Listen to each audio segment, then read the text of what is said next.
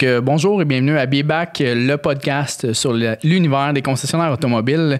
Mon nom est Pierre-Olivier, cofondateur de Pixel Guru. Et aujourd'hui, je reçois Michel Poulain, anciennement directeur du développement des affaires de la CCAQ. Aujourd'hui, en fait, moi puis Michel, on va parler du concept que j'ai hâte de découvrir, en fait, que je connais pas, qui est de une personne, une heure, un prix. Donc, salut Michel, comment ça va? Bonjour, ça va très bien à Montréal. Ouais. Avec le froid sibérien, mais c'est correct. Ouais, aujourd'hui, c'est terrible. Oui, ouais. Ça fait partie de l'hiver, il paraît. Oui, exactement. Michel, on va commencer par un cheers. Oui, cheers. Hey, merci. J'aime bien la couleur et le goût. Ouais. Merci beaucoup d'avoir accepté mon invitation parce qu'effectivement, t'es plus de la région de Québec, c'est pas à côté, mais t'étais dans la région, heureusement pour moi. Oui. Donc, Michel, fais juste nous faire un petit bref résumé un peu de quitter pour les personnes qui ne connaissent peut-être pas c'est quoi ton parcours dans l'automobile. Puis ensuite, on rentrera brièvement directement dans le vif du sujet qui est... une personne, une heure, un prix, je vais m'en souvenir. À la fin du podcast, c'est sûr que je vais m'en souvenir. Le chiffre 1, d'habitude, on s'en souvient. On va y aller avec 1. Parfois, la simplicité, c'est ça qui donne le succès. Exact. Écoute, en quelques minutes, après une carrière dans les TI, dans les technologies d'information, chez Apple, Sony, Bell. Je savais pas. Oui, j'étais le premier directeur du marketing pour Apple au Canada. Je suis le plus vieux utilisateur du Mac vivant au Canada. Ouais, j'ai un Mac depuis 1983. Alors, c'est ça. J'ai décidé quand j'ai quitté l'université, j'avais commencé chez Chrysler. Finalement, un ami m'a appelé, puis je me suis retrouvé dans les TI, et que je ne regrette pas. Mais en 2005, j'ai été approché par H. Grégoire. Concours de circonstances. Ils m'ont vu quelque part chez Red Bull. Je faisais de l'événementiel pour Red Bull à ce moment-là. Dans la course automobile, parce que j'étais aussi un pilote de course à un certain moment. C'était un peu pas pire parcours que je connaissais pas. J'aurais une partie. Un peu craqué. Un peu craqué. Donc, j'ai commencé chez H. Grégoire au bas de l'échelle, comme directeur des événements. Et Greg Rabédian, le propriétaire d'H. Grégoire, m'a dit, Michel, il dit, tu as beaucoup de potentiel, mais il faut que tu commences à la base. C'est le discours qu'on entend souvent. Puis j'ai dit correct. C'est vrai aussi. J'ai dit correct. T'sais. Alors, j'ai commencé à la base comme directeur des événements avec Michel Terrien, qui était malheureusement qui est décédé aujourd'hui, qui était la directrice des marketing. Et j'ai monté directeur des événements, directeur adjoint du marketing, directeur du BDC. J'ai développé avec Michel, mis en place tout le BDC qui est extraordinaire aujourd'hui. J'en suis très fier.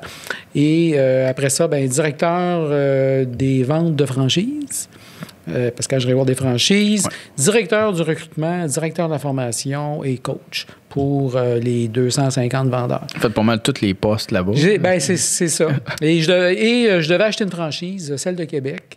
Et pour des raisons que je ne peux pas vous expliquer ce soir, je n'ai pas pu l'acquérir, mais j'ai quand même été travailler à Québec. Donc, j'ai quitté H. Grégoire. Je suis parti à la franchise de Québec et qui a été vendue à Mathieu Laplante de Capital Chrysler. Donc, je suis revenu freelancer, agent libre, comme on dit, et j'ai fait du coaching chez concessionnaire. Et je me suis retrouvé en 2013 avec Activix comme directeur de la formation. Donc, pendant 2 ans, on a formé des... Vous formiez... Est-ce que, directeur de la formation, tu formais les concessionnaires ou tu formais les gens chez Activix? Les vendeurs chez les concessionnaires. Donc, traitement des leads, gestion des leads, donc appel téléphonique, Internet, les formulaires, ces choses-là. Après, j'ai eu un beau mandat chez Ford Canada, responsable du marketing numérique pour 50 concessionnaires Ford de la province de Québec, parce qu'on était dans la transformation, je te parle de 2015 à 2017, et j'ai fait un mandat au groupe Carbure, Saint-Jérôme Chevrolet, Saint-Jérôme, comme responsable de la BDC avec Sylvain Amiot. Tu t'es vraiment promené Québec, Montréal. Absolument. Est-ce que tu habitais dans la région où tu travaillais? Oui, j'ai toujours déménagé. J'étais à Saint-Sauveur quand je travaillais à Saint-Jérôme. Et l'opportunité est arrivée en 2018 pour transformer Occasion en or et autopropulsion, le logiciel. Donc, je me suis joint à la Corporation des concessionnaires automobiles du Québec jusqu'il y a quelques semaines. Puis le mandat dans la corporation, c'était quoi? C'était transformer Occasion en or, la plateforme Occasion en or, et relancer le logiciel d'évaluation autopropulsion, là, qui est similaire à VAuto, pour ceux qui connaissent la vente automobile. Donc, vous allez voir au cours des prochains mois qu'est-ce que ça a donné. OK. Parce que c'était un mandat, en fait? Ou tu as décidé? C'est ça. OK. Oui, c'est ça. Fait que là, le mandat, tu as livré la marchandise, puis là, on devrait voir Vous allez voir des choses assez spectaculaires. Oui, OK. Cool. J'ai bien hâte. Alors, il y a une belle équipe. C'est bien ce qui va se produire. OK. Cool. Donc, tu me parlais du concept « Une personne, 1 heure, un prix ». Je vais arrêter de regarder ma feuille un moment donné pour le dire. C'est quoi, en fait? Ça vient de où? C'est un concept Écoute, ça vient de où? C'est une excellente question. J'ai eu dans mon parcours privé, familial, quelqu'un qui était directrice d'un bureau de dentiste et qui m'a expliqué pendant des fêtes, des anniversaires, comment ça fonctionnait un dentiste. Et ce que j'avais retenu, c'est qu'un dentiste, quand sa chaise est vide, c'est pas payant. Et quand sa chaise, il y a quelqu'un, c'est très payant. Et il attend jamais après des clients. C'est très, très rare qu'un médecin, pas un médecin, mais qu'un dentiste attend après des clients. Ouais, donc, j'ai regardé comment est-ce qu'on pouvait transposer ça dans la vente automobile. Et c'est là, surtout sur mon parcours chez H. Grégoire, c'est du volume. Avec la BDC, quand j'étais là, moi j'ai quitté en 2011, presque 40% des ventes étaient des rendez-vous. OK. Pour petite parenthèse, une BDC, pour quelqu'un qui ne connaît pas, c'est quoi BDC? En anglais, qui est Business Development Center, en français, qui est Centre de développement des affaires. Ça mange quoi? C'est un bureau central où les téléphones, les demandes Internet, les demandes d'information, soit pour les ventes et même le service, faire le suivi, sont centralisés. Donc, au lieu que ce soit les vendeurs sur le plancher, c'est des agents. C'est comme un tampon entre le monde qui veulent l'information et les vendeurs. Parce que surtout aux endroits qu'il y a du volume, les représentants sont très occupés, sont dehors, ils n'ont pas toujours le téléphone à côté d'eux, des choses comme ça. Donc, en ayant quelqu'un qui est toujours disponible, prêt et qui connaît les processus psychologiques, parce que le téléphone, c'est pas comme le face-à-face. Donc, c'est des approches qui sont différentes. Alors, quand j'ai vu ça, j'ai dit, pourquoi pas le faire. Et je te dirais que depuis les 8 dernières années, je me promène avec mon bâton de pèlerin. Avec ce concept-là? Avec ce concept-là, et je l'ai exposé à certains concessionnaires. Je te dirais que le grand défi de ça, évidemment, c'est changer la culture. Il y a des gros groupes aux États-Unis, j'ai en tête le groupe Sonic, qui l'ont mis en place. Okay. Et ils ont beaucoup de succès. Mais, tu sais, les grands projets ou les grands succès, c'est pas toujours instantané. Et comme tu sais, la vente de véhicules automobiles, c'est du commerce de détail. Donc, on est dans le quotidien. Moi, j'ai toujours dit, c'est comme un dépanneur. Tu sais, combien j'ai vendu de bouteilles de liqueur ou de Red Bull de 8 heures à 9 heures, de pain. Bien, dans le domaine de l'automobile, tu sais, on veut savoir les chiffres à tous Puis c'est extrêmement up and down, l'automobile. Fait que tu peux pas essayer un concept comme ça, par exemple, puis dire, hey, je l'essaye un mois ou deux. Finalement, c'est pas bon, ce concept-là. Ça n'a pas fonctionné. C'est comme présentement la mode ou ce qu'on voit beaucoup, c'est les CRM, les logiciels qui permettent de centraliser les informations sur les clients. Les gens ont finalement compris. Moi, ça fait 25 ans que je travaille avec des CRM. Puis un CRM, pour quelqu'un qui ne connaît pas ça, c'est quoi? C'est un logiciel qui permet de centraliser toute l'information fiche client et qui permet à tous les départements d'une entreprise d'avoir accès à cette information-là et de créer justement un historique avec ce client-là. Donc, on peut le fidéliser, la loyauté, faire des propositions. Donc, qui a acheté quoi, comment, qui, toutes ces informations. Quand est-ce qu'il renouvelle, fait combien de temps qu'il a son véhicule. C'est ce qui fait la force, je pense, d'Amazon. Tu sais, Amazon, quand tu vas là, ils ont toute ton information, c'est un CRM là, qui permet de faire ça. Donc, pour les automobiles, compte tenu du volume puis de la valeur d'une transaction d'automobile, ça vaut la peine. Tu sais, quand tu perds une vente dans l'automobile, là, tu ne perds pas 2,85 $. Mais je te dirais, nous, on en rit, là, mais la plupart des gens dans l'automobile n'ont pas cette notion-là de valeur du client. Donc, pour eux, un client perdu, c'est « it's cost of doing business ». Oui, puis c'est pas juste la vente. Là, tu perds peut-être le service, les changements d'huile, les changements de pneus, quand il va vouloir se racheter un véhicule, J'ai dans ma carrière recruté, formé, coaché un ex-actuaire qui avait une maîtrise en comptabilité et qui avait fait un calcul sur la vie d'une personne de 18 ans à 70 ans, combien de sous qui vont investir dans l'achat, la réparation et l'entretien, tout ça, là. On parle de plusieurs centaines de milliers de dollars. Et ça, c'est la moyenne. Hein? Il y en a des crinqués là, qui achètent des véhicules haut de gamme, des choses comme ça. Avec des ballons par-dessus ballons. Avec des ballons, là, c'est plusieurs centaines de milliers. Mm-hmm. Donc, moi, ce que j'ai comme conversation quand je rencontre les représentants ou les acteurs des ventes, j'ai dit, d'après vous, lorsqu'un client vous appelle, vous texte, envoie un formulaire ou se présente dans le magasin, quelle est sa valeur? Et ça, les dentistes l'ont compris parce qu'ils savent combien tu as dedans. Okay? Ils prennent une radiographie. Okay? Ils sont capables de déterminer avec une certaine précision ta valeur. Et à cause de cela, bien, pour eux autres, chaque client est très important. Okay? Très important. Et parce qu'une dent, il y a tellement d'éléments qui peuvent la détruire que tu ne peux pas garantir que tu vas toujours avoir une belle dentition toute ta vie. Tu sais, il peut même avoir des accidents. J'en suis un exemple. Moi, je suis un ancien joueur de hockey, puis je peux te dire que j'ai eu des problèmes avec certaines dents. Clairement, les joueurs de hockey ont une faiblesse avec les dents. Puis moi, je viens de la génération qui n'avait pas de masque ou de grille. Tu n'avais pas de non, au début, toute ma carrière de hockey mineur, il n'y avait pas de... Alors, donc, j'ai transposé ça et on arrive à ce que... Puis je pense que Sonic et certains groupes le font bien, c'est que on valorise le client et on valorise tous les clients. Ça veut dire que tous les clients sont importants. Donc, s'il est important, il faut lui accorder toute notre attention. Et comment on peut accorder toute l'attention? Bien, moi, je donne encore l'exemple du dentiste. Je dis, imagine-toi, tu t'assois dans la chaise d'un dentiste. Puis il est en train de lire le journal. Il parle avec le réceptionniste. Il est sur Facebook. Il lit, je ne sais pas trop quoi. Il va chercher un café. Il ne peut pas te donner toute son attention. Non, clairement. Pourtant, tu es là avec une transaction minimum de 15 à 25 000 et pour un cycle de vie qui peut valoir des centaines de milliers. Alors, je dis souvent aux gars en formation, je dis, si vous rentrez dans un restaurant avec une valise de 300 000 $, est-ce que vous pensez que le propriétaire du restaurant va vous ignorer? Moi, je connais des propriétaires de restaurants, là, puis dès que tu as au moins 50 pièces, ils te traitent comme le roi. Alors, imaginez-vous, avec 200-300 000, il ferme son restaurant, il fait venir le chef cuisinier, le sous-chef, l'archichef et tout ça devant toi. Et qu'est-ce que vous voulez, M. Pierre-Olivier? Qu'est-ce que vous voulez comme repas?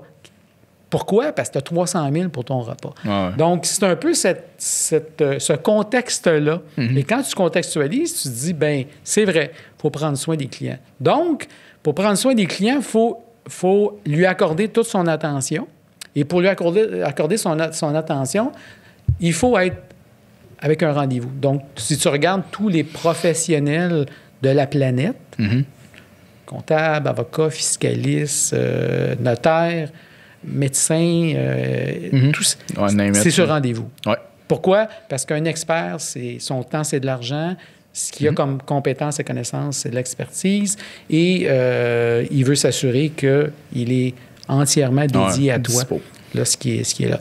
Donc, le concept du One Price, One Hour, One Person, c'est un concept où chaque client devrait être cédulé pour un rendez-vous. Okay? Donc, une culture de rendez-vous, comme les dentistes et tous les spécialistes le font. Il n'y a seulement qu'une personne qui va traiter. Ça ne veut pas dire que cette personne-là n'a pas des assistants. Ça ne veut pas dire que cette personne-là n'a pas des collaborateurs. Mais comme le dentiste, c'est le dentiste qui gère ton dossier. Tu sais, le gestionnaire de projet de tes dents, c'est le dentiste. C'est pas lui qui va faire ton nettoyage, mais c'est lui qui va dire, OK, il est dû pour un nettoyage, go. Le nettoyage est de telle heure, telle heure. Dans l'automobile, comme tu sais, en général, le dossier est traité au début par le vendeur. Souvent, après ça, il y a un directeur des ventes qui va venir. Après ça, il va y avoir directeur, directrice commerciale. Après ça, préposé à la livraison. Tu sais, plein de choses. Ce qui fait que c'est prouvé par les scientifiques. Je fais beaucoup de lectures en psychologie. C'est prouvé que si tu as trop de personnes devant toi, c'est comme présentement, là, on est seul à seul. Il y a plus de chances que je me confie à toi, que je bâtis une relation, que si vous étiez 6 de ton entreprise, puis tout le monde me pitch des questions, différentes questions. Lui, je le connais pas. Lui, il rentre, il sort, puis lui, j'aime pas en face parce qu'on connecte pas tous de la même façon. Puis moi, je l'ai vécu souvent, surtout quand j'étais chez H. Grégoire, parce que j'ai fait beaucoup de planchers chez H. Grégoire. Tu sais, mettons que sur 250 vendeurs puis 30 directeurs des ventes, ça se peut qu'il y a des drôles de styles. Ouais. On va les appeler de même, oui. OK? Alors, moi, je savais que certains styles ne conviennent pas. Même chose pour les directeurs financiers. Tu sais, il y a toutes sortes de directeurs, directrices, avec des styles, des approches, des choses comme ça. Il y a des approches qui offrent beaucoup de succès, mais je ne pense pas qu'il y a une approche qui offre tous les succès. Tu sais, il y a très peu de gens qui ont la capacité de s'adapter à toutes sortes de clientèles. Alors, cette personne-là, son rôle, c'est vraiment de connecter, de rassurer le client, de prendre le temps de l'écouter, de lui donner toute son attention, OK? Et de le faire à l'intérieur d'1 heure. OK? Parce qu'encore une fois, c'est prouvé qu'un client, quand il se présente en magasin, surtout si c'est une visite non cédulée, dans sa tête, le temps qu'il a accordé, qu'il avait prévu, c'était 15 minutes. Ah ouais? Oui, 15 minutes. Alors, la visite moyenne ou le processus de magasinage dans une concession, c'est beaucoup plus que 15 minutes. Non, c'est plus comme au moins 40 minutes, 30-40 minutes facile. Et dépendamment... Ça, c'est si tu n'achètes pas, là. Dépendamment de si tu as ta conjointe, les enfants, véhicule d'échange, problème de financement, si tu vas le samedi, si tu vas le lundi soir, si tu vas l'été, tu sais, il y a plusieurs éléments qui peuvent venir complètement... tu sais, c'est comme présentement, là, si on était à ciel ouvert... je ne suis pas certain que j'aurais certaines interrogations. C'est peut-être plus court, le podcast, un peu. Exactement. Tandis que là, je suis très... Tu sais, c'est calme, on est bien enveloppé. Donc, c'est facile d'avoir une connexion. C'est la même chose. Donc, ça permet de connecter. La personne, tu lui dis que c'est 1 heure. Avec un dentiste, en passant, il te dit 95% du temps combien de temps. Il te book pour l'heure, parce que chaque heure compte. Fait qu'il te book pour le nombre de temps. Donc, il te le dit d'avance. Il est tellement expert, lui et ses collaborateurs, ils te disent d'avance, là, ça va prendre 15 minutes, 30 minutes, 1 heure, des choses comme ça. Donc, il respecte le temps de la personne. Et pour moi, respecter le temps d'un acheteur, c'est essentiel. Parce que si tu ne donnes pas du respect, pourquoi lui t'en donnerait? Puis c'est, je pense, le grand défi dans l'industrie automobile, cette espèce de fragilité dans le respect entre l'acheteur et le vendeur. Puis déjà, à la base, les gens rentrent de reculons. Là, 80% et peut-être pas plus rentrent de reculons dans un concessionnaire. Là. Exactement. Il y a un fort pourcentage de gens qui ont des préoccupations dans leur tête. Donc, comme tu dis, ils rentrent de reculons, mais ils rentrent aussi avec un petit bonhomme, là, un petit hamster qui roule puis qui le regarde, ces choses-là. Donc, ça permet avec cette personne-là de s'assurer que la connexion est là. Et cette personne-là va faire le lien avec les autres individus parce que les chances que tu rencontres un vendeur, conseiller, appelle-le comme tu voudras, sympathique, expert et agréable, et que tu rencontres après ça un directeur financier ou une directrice financière sympathique, agréable et professionnel. Et après ça, que tu rencontres un directeur des ventes sympathique, agréable et professionnel, et un livreur ou une livreuse sympathique, agréable et professionnel, et un aviseur technique sympathique. Tu vois-tu les éléments qui risquent de nuire? Effectivement. Puis je pense, j'ai déjà été vendeur, là, donc c'est une des parties qui me fascinait dans le sens que au point où j'étais rendu à avoir une vraie connexion avec le client, parce qu'à un moment donné, quand ça fait une demi-heure, une heure que tu es avec, en général, tu as réussi à établir une bonne relation. Quand tu fais une heure, tu parles avec quelqu'un, il y a quelque chose qui s'établit. Puis c'est à ce moment-là que je devais l'envoyer à un inconnu et cette personne doit refaire ce processus-là.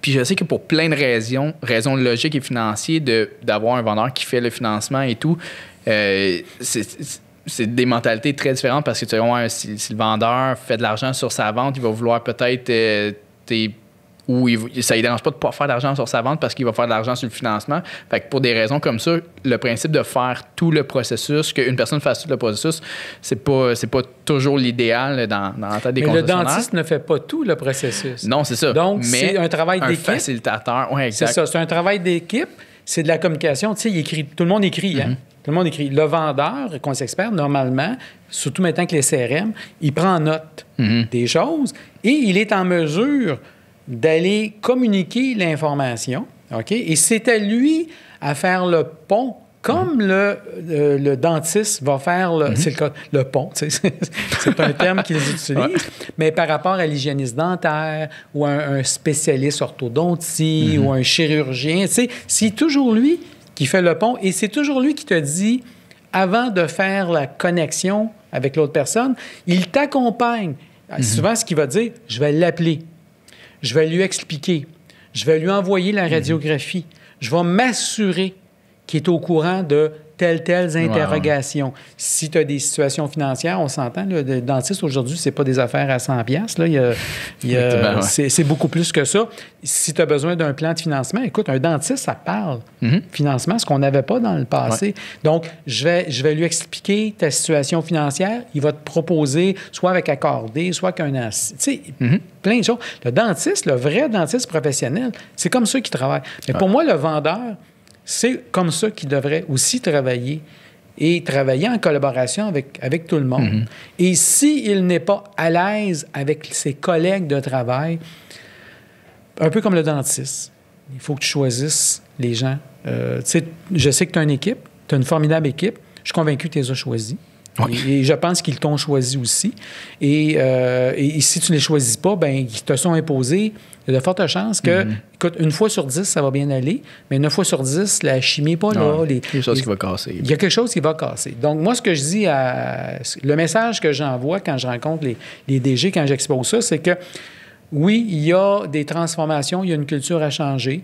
Il faut choisir son monde, il faut prendre soin de son monde. Il faut que le monde... Tu sais, comme moi, j'avais chez H. Grégoire, ce que je disais, c'est que quand on engage une personne, cette personne-là, il faut que les vendeurs dans son équipe la rencontrent avant de l'engager. Ils vont travailler avec, puis on s'entend, là, tout le mentorat des premiers mois, là, c'est avec eux que ça se fait. C'est avec eux que ça se passe. Puis tu sais, dans la vente automobile, parce qu'on parle de ça, si la gang se met dans ton dos contre toi, t'es fini. T'as beau être beau, sympathique, agréable, t'appeler monsieur Bill Gates Jr., t'es mort, mon ami. Là. Moi, j'ai tellement vu de gars se faire détruire. C'est sauvage. C'est sauvage. Donc, moi, ce que j'avais mis en place, j'ai dit que si on engage ces individus-là, telle personne, il faut que l'équipe, pas qu'elle soit d'accord, mais qu'elle sache c'est qui et pourquoi. Donc, moi, la façon que je le faisais, c'est j'édifiais la personne. Donc, quand j'introduisais, parce que mon rôle de formateur, c'était aussi d'introduire en collaboration avec le directeur des ventes qui, lui, au préalable, avait donné son accord sur le candidat. Mais quand je le présentais, mettons, j'ai la PO, je te présente Michel, je vais t'expliquer pourquoi on a recruté Michel. Puis, OK? Pourquoi Greg, le propriétaire? Pourquoi Michel? Pourquoi qu'on l'a engagé? OK? À cause de ça, de ça, de ça, de ça. OK? As-tu des questions, ces choses-là? Oui, très bonne approche. On faisait ça. Une fois que j'avais fini, j'allais voir les gars en privé. Puis, PO, moi, tu le trouves, c'était à barouette, c'est une bonne acquisition, ou il me donne, écoute, l'information que j'avais, là, c'était extraordinaire. Moi, comme coach, là, j'avais des... Tu sais, on le s'entend. Moi, j'ai une paire de yeux, mais si je prends tous les yeux de tout le monde, là, je vais chercher de l'information. Donc, j'allais chercher de l'information, puis c'est comme ça. Donc, moi, je pense qu'un vendeur devrait aussi s'entourer. Je veux dire, on le sait, c'est prouvé dans tous les sports d'équipe OK?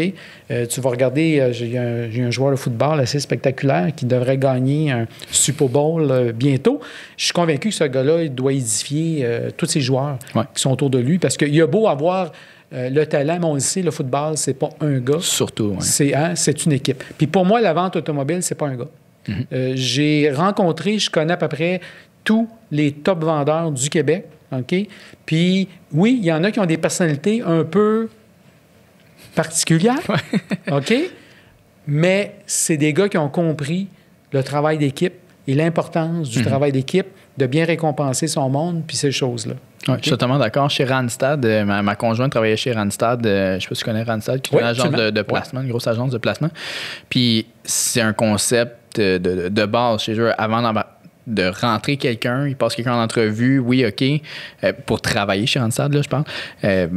Il le rencontre en entrevue, oui, OK, ça clique, il faut passer plein de tests, puis ensuite, l'équipe doit approuver, on travaille-tu ou on travaille pas, puis c'est l'équipe qui a le dernier mot. C'est tout le monde ensemble qui se disent oui ou non, cette personne-là passe. Après qu'elle ait passé les étapes d'entrevue, qu'elle ait été approuvée par le processus, après ça, l'équipe doit l'approuver, puis c'est la dernière étape. Si l'équipe dit non, on le file pas, malheureusement, cette personne-là n'est pas engagée. T'sais. Puis je trouvais le concept, la première fois que je l'entendais, puis je trouvais le concept vraiment, vraiment intéressant, parce que j'étais un gars d'équipe beaucoup.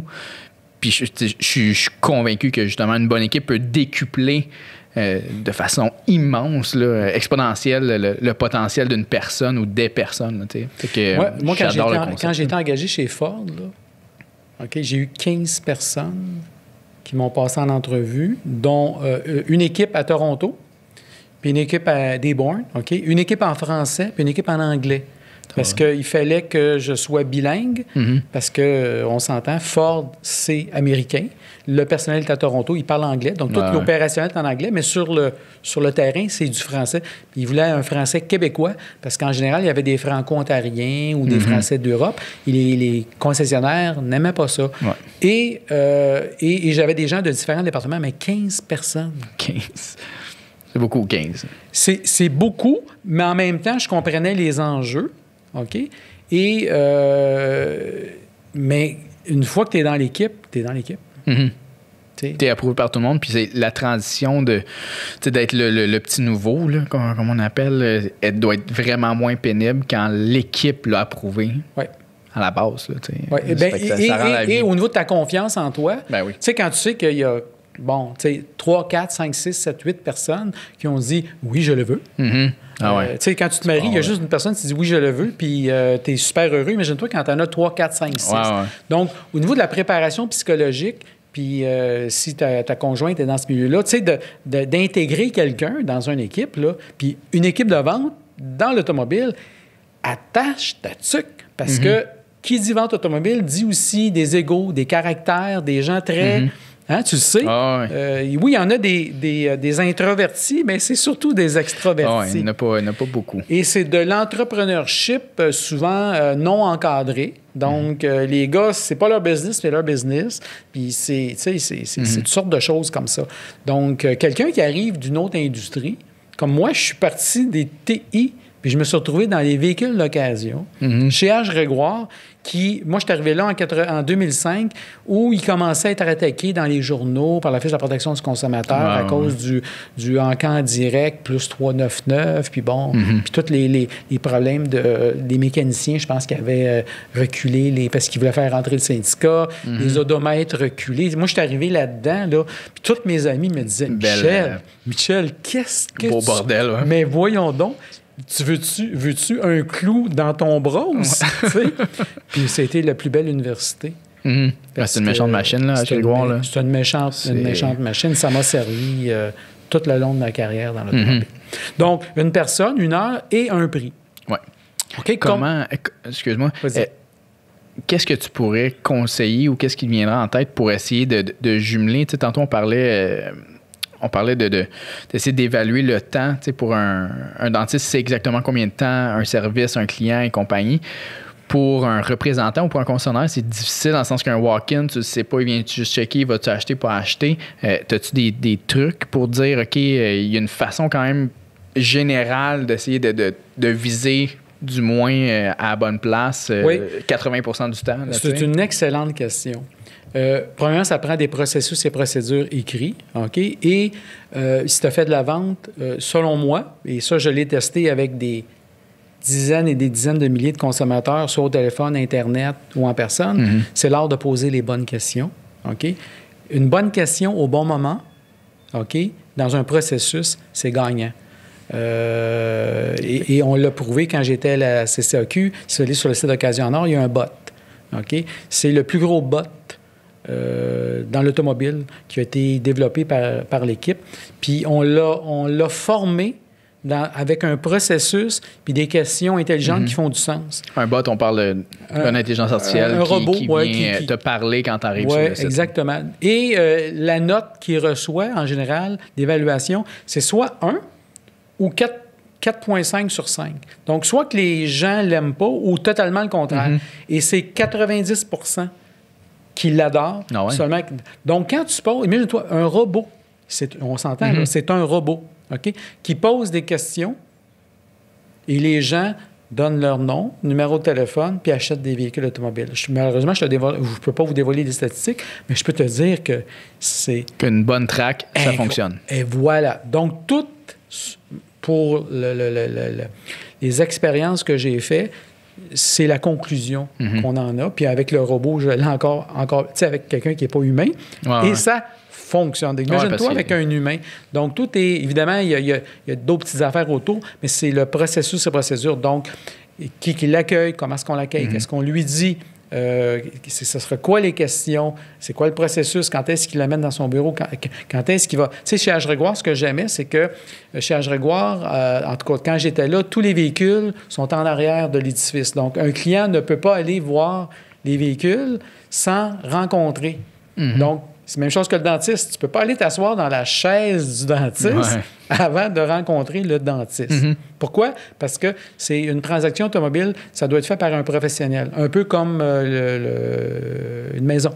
Tu sais, une maison, théoriquement, tu es supposé de passer... bon, chez aujourd'hui, maintenant, c'est un petit peu différent, mais pour la plupart des gens d'automobile, ça demande un expert. C'est une transaction automobile, c'est très complexe, c'est légiféré, il y a plein de petites choses. Puis si tu ne fais pas attention, ça peut te coûter très cher ou tu peux perdre de l'argent. Donc, ça prend un processus et procédure qui va faire que le client va comprendre pourquoi, puis il va comprendre quoi qu'on lui pose des questions. Il faut poser des questions. Tu sais, moi, quand je recevais des clients, je reçois des clients, puis le client te dit « Non, je vais aller en arrière. » OK? Bien, si tu lui donnes cet espace-là, c'est parce que tu lui donnes raison dans un processus que tu sais qui n'est pas convenable et qui n'est pas professionnel. OK? Donc, tu te dévalorises, tu risques sa transaction, OK? Parce que en faisant le processus que je m'en vais voir le taux, puis si ça me tente, je viendrai te parler, OK? Le risque, c'est que le taux qu'il va voir est déjà vendu, il ne pourra pas avoir le crédit pour, OK? Quand il va venir te revoir, tu vas peut-être déjà avec un autre client. Donc, il ne connaît pas le paiement. Il ne connaît pas le paiement. Puis là, il y a un véhicule d'échange, mais le directeur adjoint des ventes est parti en encan ou il est dans un encan. Donc, on ne pourra pas faire l'évaluation tout de suite dessus. Puis là, qu'est-ce que tu penses que dans sa tête? Ça devient décousu. Puis c'est la business qui en souffre parce que tu as de l'air décousu dans ton processus. Fait qu'au bout de la ligne, il n'y a personne qui gagne là, à essayer de dériver, de changer un processus qui fonctionne. Pour moi, un concessionnaire automobile, c'est pas un dépanneur. OK? Dans le sens que tout le monde rentre quand ils veulent, puis ils prennent ce qu'ils veulent. Moi, demain matin, tu me demanderais on se part une concession. Pour moi, c'est le modèle. C'est très, très proche ce que H. Grégoire fait. C'est très, très proche ce que les marques de luxe, Lambeau, Rolls-Royce, Ferrari, Porsche, c'est très, très proche de ça. Il y a des gros groupes qui le font. Quand c'est fait, quand le leadership en haut est là, il y a une volonté, puis on investit le temps nécessaire. Comme tu le disais, c'est pas une recette instantanée. S'il y a quelqu'un qui veut un success story instantané, il n'y en a pas. Il y en a qui sont plus vite que d'autres. Tu sais. Quand tu as tout ça, c'est un succès garanti parce que, bon, en tout cas, je t'expose les choses, puis jusqu'à date, je ne sens pas un gars qui saigne du nez puis qui me dit « Michel, je m'excuse de t'avoir invité. J'aurais dû inviter quelqu'un d'autre. Tu sais, je sens pas... » En tout cas, si tu le caches bien, si tu ne ressens pas... Donc, le prix, c'est la même chose. Le prix, il faut... Qui est la meilleure personne, OK, pour déterminer la valeur d'un bien, OK? C'est le propriétaire, le directeur des ventes. Pourquoi? Parce que dans le prix d'un véhicule, il y a plusieurs choses. Tu sais, il y a le coûtant, il y a les accessoires, si c'est un véhicule d'occasion, il y a les réparations, il y a les garanties, il y a la marge de profit, il y a l'intérêt, les frais d'inventaire, les frais de transport, la commission. Tu sais, il y a... Non, il n'y a pas à moins d'avoir vendu des véhicules automobiles, mais il n'y a pas un consommateur qui est conscient de tout ça. Non, lui, il voit 22 000, il s'attend à payer 22 000, puis c'est tout. Et dans sa tête, quand il voit les véhicules neufs qui donnent des rabais de 1 000, 2 000, 3 000, 4 000, 5 000, 6 000, son éducation de négociateur provient du neuf. Sa logique fait ça. Pas de l'occasion, parce que dans l'occasion, tu vois rarement des grosses pubs à la télévision, au parti de hockey, au Super Bowl, qui disent « Véhicule d'occasion, valait 22 000 ». Rabais du vétéran, rabais de la Saint-Valentin de 5 000 venez-vous-en tout de suite. T'as pas ça. Non, c'est ça. Donc, les références psychologiques du consommateur, c'est les véhicules neufs. Et toi et moi, on le sait, c'est pas approprié pour les véhicules d'occasion, mais c'est leur référence. Donc, c'est pour ça que le vendeur doit rééduquer d'une façon sympathique et agréable le consommateur par rapport au prix. Et s'il ne le fait pas, bien, il tombe dans le piège où, finalement, comme la plupart des concessionnaires et des détaillants, c'est qu'il va le vendre à un coûtant plus, mettons, 900 $. Lui, il va faire un flat de 150. Le gars va se faire ramasser probablement par la FNAI. OK? La FNAI, je dis pas qu'il travaille pas fort, là, mais tu sais, lui, c'est ça. Ils sont obligés de passer là. Ils sont obligés de passer là. Puis le client se demande, il ne posera pas de question combien de commissions tu fais. C'est trop cher ou des choses comme ça, parce qu'il n'y a pas de référence. Non, c'est ça. Okay, une assurance. Fait que je la prends pas, c'est tout. Puis le véhicule d'échange. Le gars, il dit, moi, je veux 17 000. Bien, c'est comme tu vas voir le dentiste, puis le dentiste te dit, ça prend un traitement de canal, puis tu regardes le dentiste, t'es malade, j'ai pas besoin de ça, un traitement de canal. Mon chum me dit que si tu grattes là, puis tu me fais un point de suture, puis tu me donnes de la morphine, ça va passer.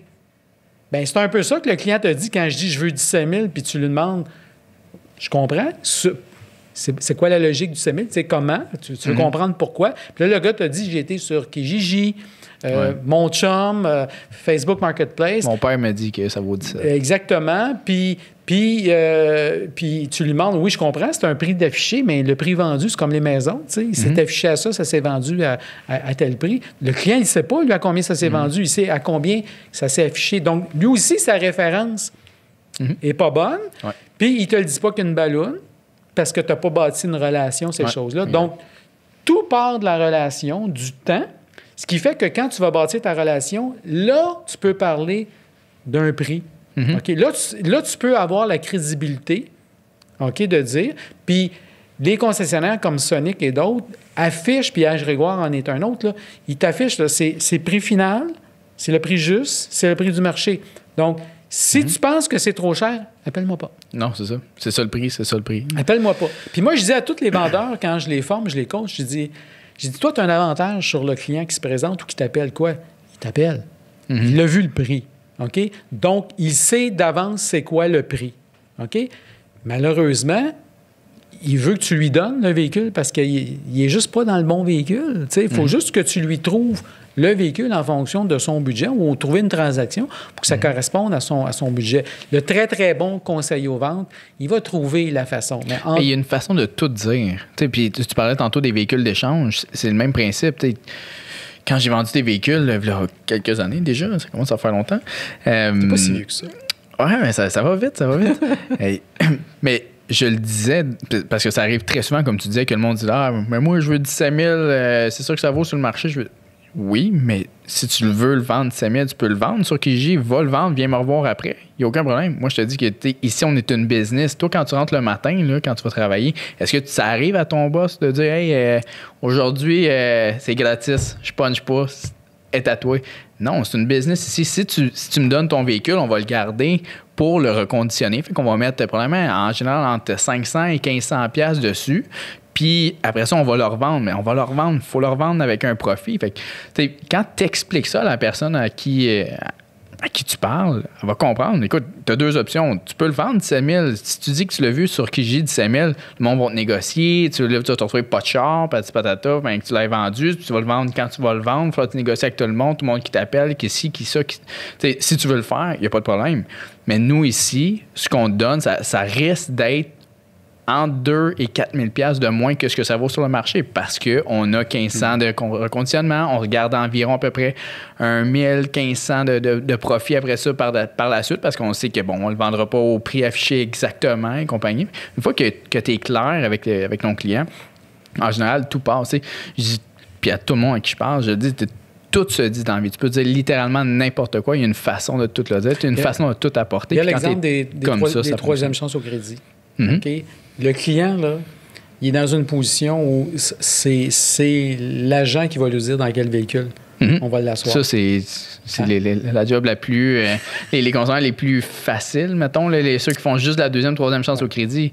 Le premier step que tu fais, tu t'assois. On va dire ton budget. Tu as un budget pour un char à 12 000. Voilà les chars à 12 000 que tu peux prendre dans notre inventaire. Lequel tu veux entre ces trois-là. Pourquoi ils ne le font pas en première chance? Je sais pas. Mais je pense que de là est une des parties les plus importantes, selon moi, là, de la vente d'un véhicule, qui est la qualification du client. Une fois la poignée de main donnée, il s'est fait accueillir avec la réceptionniste ou le réceptionniste.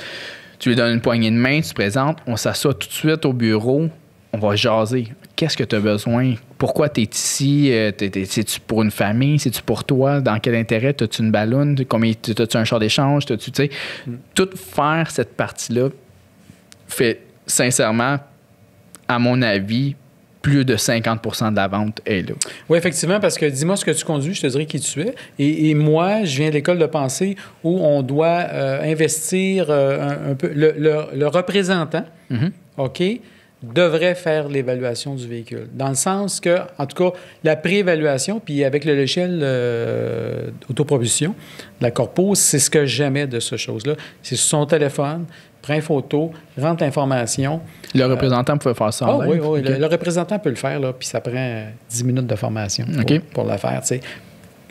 Ça s'en va directement dans le bureau. Ça pourrait, théoriquement, il pourrait le faire. Il pourrait le faire. Et ça, là, tu as une base de conversation. Mm-hmm. Parce que pourquoi j'investirais? Tu sais, puis moi, je reviens au dentiste. Le dentiste, il te dit, Michel, tu as 2 caries, tu as ci, tu as ça, ça va prendre 1h30, ça va coûter 350$. 95% te disent, c'est-tu correct? Mm-hmm. Il y va. Si tu dis, j'ai pas d'argent sur cette chose-là, OK, ce que je peux faire, en attendant, c'est accorder ou je peux te donner des médicaments. Puis quand tu juste ça.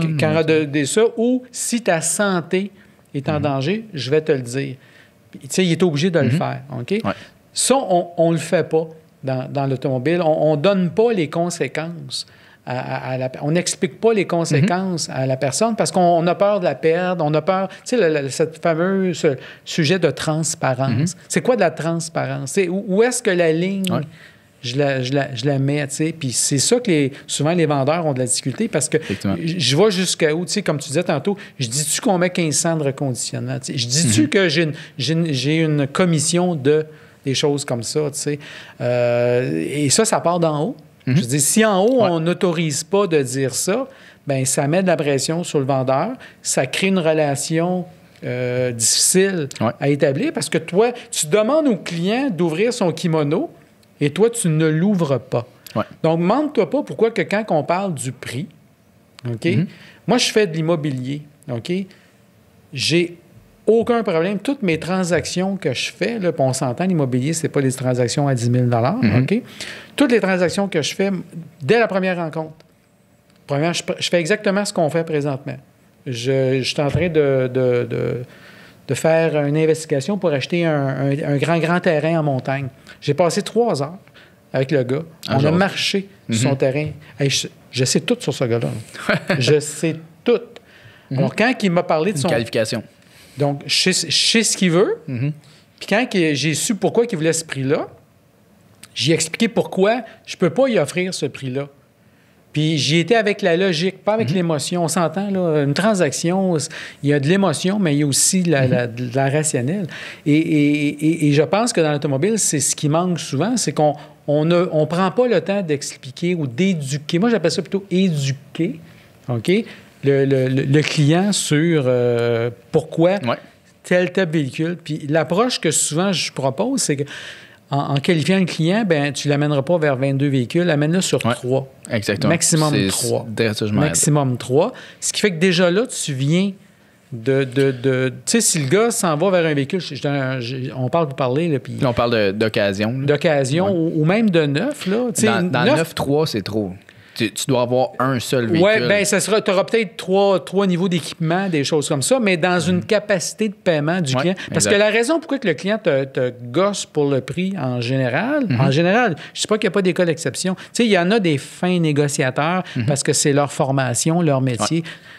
Mais la plupart, je ne pense pas qu'ils le sont. Bien, en restant dans les limites de capacité de paiement du gars, au niveau de la négociation du paiement, parce qu'en général, c'est un paiement, bien, tu vas être dans une zone de confort et le gars, là, il ne saignera pas du nez. Là. Non, exact. Le gars, puis si tu lui donnes les avantages, si tu l'as bien servi, c'est prouvé, quand tu sers bien un client, les gens sont prêts à donner un petit peu plus. Puis le domaine de la restauration, c'est le meilleur exemple. Là, les gens vont donner plus.